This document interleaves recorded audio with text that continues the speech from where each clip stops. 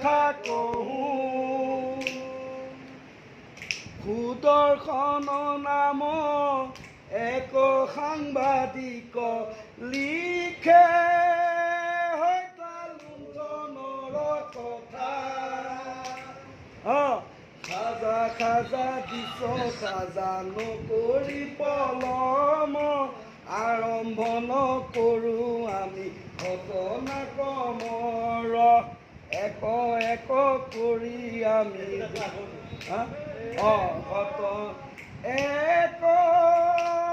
এক কৰি দেখাই বহু